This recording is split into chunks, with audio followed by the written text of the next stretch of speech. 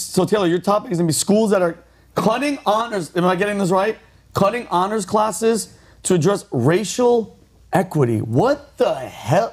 I love that they're bringing up school and race, and they gotta please. I know where you're gonna go with it, but I want you to say so I can get pissed off. I know. Brandon told me about this story. Yeah, so craziness, and it's not a surprise though. When it comes to schools cut honors classes to address racial equity, and in the article it's saying among many high schools nationwide that they are trying to reduce racial segregation on campuses by eliminating two-tiered systems of honor and regular classes primarily during the freshman year, and they went over some statistics as to why. So some of the classes or some of the schools make up white children, make up 54% of the actual school, but 62% of the honors classes. And black students were 18% of the population, but only 9% of the honors classes. And so essentially what they're saying, and what I'm observing from this, is the corrosion of the culture in what made America what we are today. Because you think of meritocracy, when you think of competition, that's what built America. Right. And what we're doing is instead of the hard path, which is improving the skill sets and the capabilities of students that are not in the honors classes, which they're arguing is primarily those who are not white, we're taking the path of least resistance on, let's just get rid of them. Yeah. Let's just make everyone stupid or not as intelligent, and let's get rid of them so that way people don't have to feel bad. And I'll leave you guys with this. There's parents that are obviously sticking up for this. Yeah. And vocal parents have insisted that their high-striving children are being shortchanged and that removing honors classes won't solve an achievement gap. A parent-led petition to restore the classes has garnered 700 signatures, and teachers' sentiments have been split. So the parents are fighting for it, and the teachers, of course, they don't know what to do, so it's split down the middle. So my question to all of you is, not only what is this doing to the education system, but what is this showing and what is this doing to the culture and the next generation? What do you think, Brandon? Oh, wow. Yeah, Brandon, take that. Brandon, trust me. Brandon knows. I know. So I honestly think stuff like this is like the biggest threat to our national security. You know, like even more so than whatever's going on in Israel and Palestine. Like this, really? This is the type of shit that pisses me off. This is why I stopped wanting to be part of the CIA, because I, saw shit like this, the erosion of America, the erosion of our values, and when things like this happen, people don't even stop to say, hey, wait a minute. Why is it that a lower ratio of black people could be in these honors classes? Maybe because of the laws that people like Biden put in place in the 90s that made harsher punishments for crimes that were more likely to be committed by black people, and eroding the black family. There's less black fathers in the household, so obviously there's probably less oversight, less discipline in those households. That's something you can prove statistically because of the laws that have been put in place by the government. But now the government's trying to do this virtue signaling stuff where they're saying, oh, it's racist to have different tiers of classes, but they fail to acknowledge the fact that this is probably going to end up hurting people that were in these lower classes, because now the honors kids are grouped in with the same kids that were having a harder time developing in school, and you're going to probably go at a faster pace than they're capable of going at, and it's going to hurt them in the long run.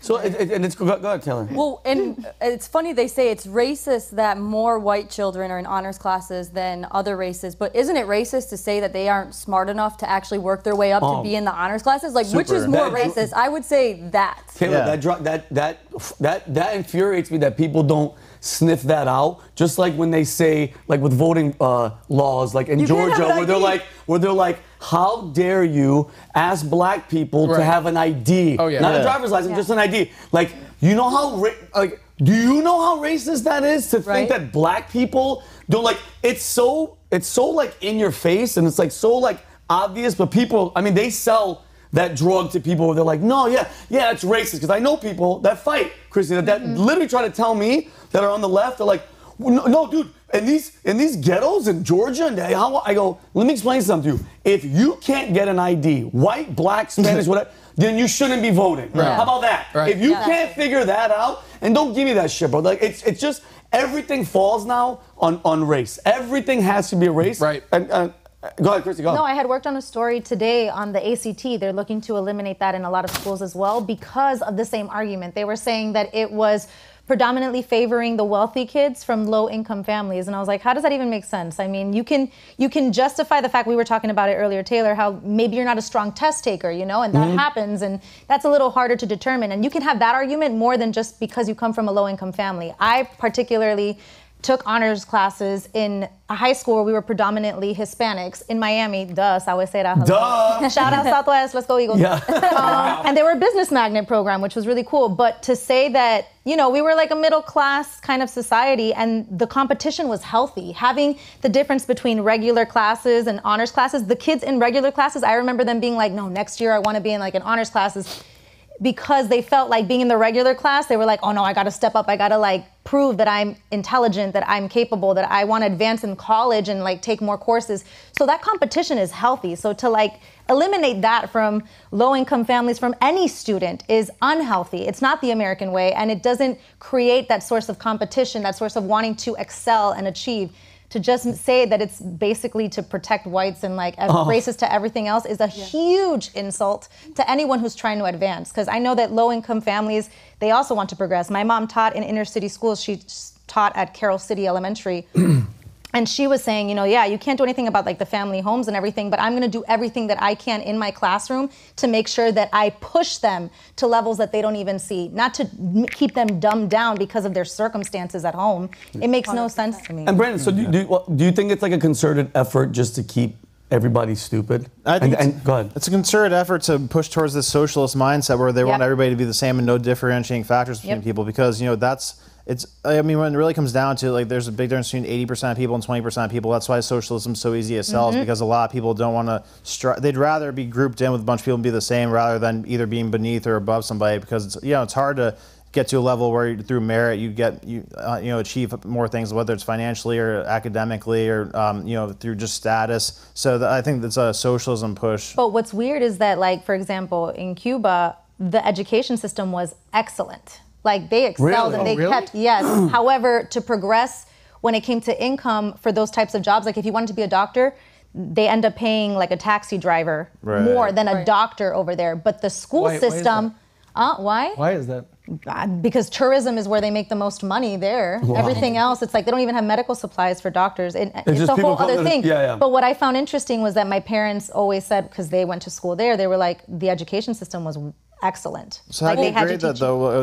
It was just interesting. Like you say, they usually keep them dumb, but then at least from Cuba's perspective, when my parents went to school there, the education system was they were keeping. And I would say it reminds me of Animal Farm. You know, when they're like all animals are equal, but some animals are more equal than others. Because guess whose kids are still going to go to honors classes and and get the best education? It's going to be the wealthiest, because of course they still want their children to be educated. So it's we're going to keep everyone below us equal and stupid, but trust me, our kids are over here. They're going to go to all the nice schools and they're going to get all the honors classes. And so kudos to the parents though. And I think to resolve these issues that we do have, we can't look to the school systems, we can't look to the teachers, or definitely can't look to the government. It has to be the parents, and it should be the parents' priority to make a statement and make sure that these are things that can't be implemented. It's your kids, it's their future, and so kudos to the parents that are actually taking action, and I would love to see more of that. And that they have to keep it going. They have to. What happens if it doesn't change though? Do you go after the people that aren't making these changes? Do you go after We abolish the education, the federal education. It's what a lot of parents are doing though. A lot of parents. Why is the federal government in charge of education? I mean, it makes no sense. I know why. Because they want to be in control. They want to keep us stupid. What you read and it's like. What's friggin' Hillary say? Control the youth, you control the nation. That's it. Like literally came out of her mouth. And a lot of parents are taking control. I know a lot of parents who are taking their kids out of public schools, either putting them in private schools and keeping a sharper eye there, or homeschooling. Like I have seen a large amount of students. Homeschooling is amazing, and I always grew up thinking like, oh, the weirdos. The weirdos.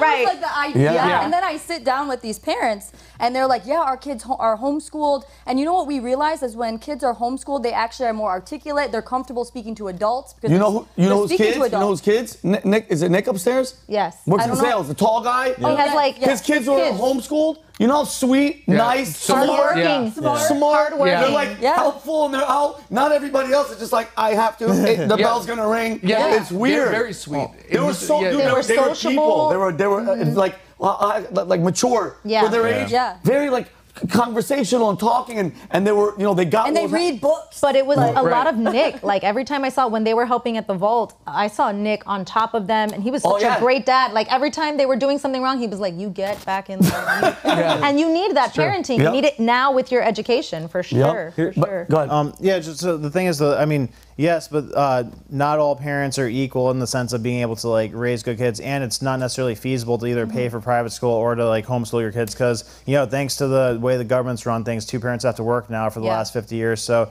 I think the biggest way to combat this is parents need to step the hell up and, you know, either run for the school board, run for superintendent positions. It's not that hard, not that time consuming. It's like you probably have to spend like an hour a week or less than that, like an hour or 2 a month at school board meetings, and it's not hard to run for those positions. Like think of the way to sell it. You know, listen, hey, the schools are teaching our kids how to like give blowjobs in these books. Vote for me and not for that crap. So, and I think parents are starting to do that. We're starting to see it on social media with them going into the courtrooms and like defending. That's great. But even with homeschooling, it is more intricate than we know of today. Like they actually had, like the parents that I was speaking to, they had communities of parents where they would do curriculums together. They would do sportings together. That's great. Like, hey, you're going to be gone. Yeah, and so all these parents had this network of parents to help one another. But we look at it as like, oh, those parents have to teach their kids. No, they can send them to other kids that are getting homeschooled. It's just outside of the school system. And so you have to find a community. No, differently. It's like, no, they're weirdos and you have to do it yourself. No, you don't. Right. Yeah. There's options. Right. I think there was something they said they were going to do to make it where homeschooling, they were going to start banning illegal. homeschooling. Did you hear that? Where the hell? Sure. Oh my This God. was coming out like when everything was Like, like, no, we got to when shit was protect hitting the fan. children. Right. Yeah, protect them from what? Protect them From their you. parents. Yeah, they're like, no, we want them to read the books that we have. Like, we're going to have the parents, like, kids over here, parents to stay there. We got That's it. like that's by PTSD. design. And guys, look at it by design and think about the concerted effort,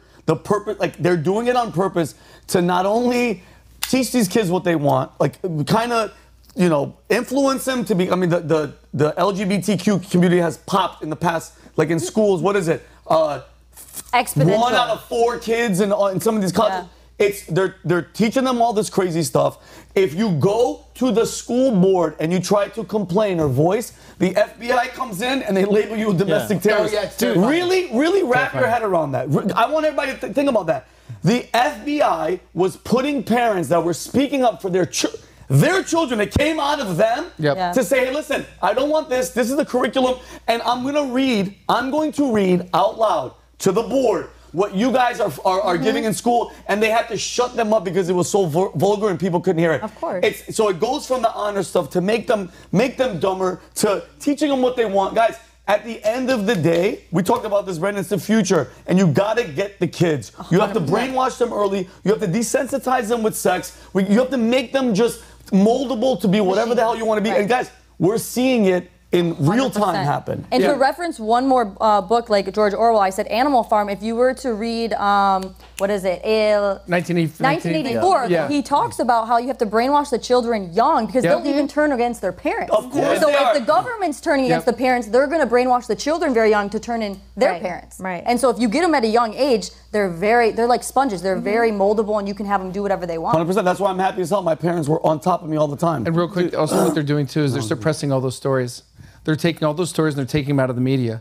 You know what we're talking about, big right? time. All of them, all those school board things where they're going up to people and they're reading about the blowjobs and all that stuff. They're taking those out, so you don't even know it's a thing Where do you even anymore. see that? Like, by the way, if you don't see that on the clip that somebody, thank God, Elon Musk on X. My boy Alex Stein called these people. You know Alex Stein, Of course. 99 primetime. Yeah, 99, goes out. He just did a thing yesterday. We did. I saw him. We did Palestine, the gays for Palestine. It was incredible. But Brady, and it's obviously like, and thank God there's forums that at least we could talk about it and see it. Yep. And that's why again I give Elon, dude.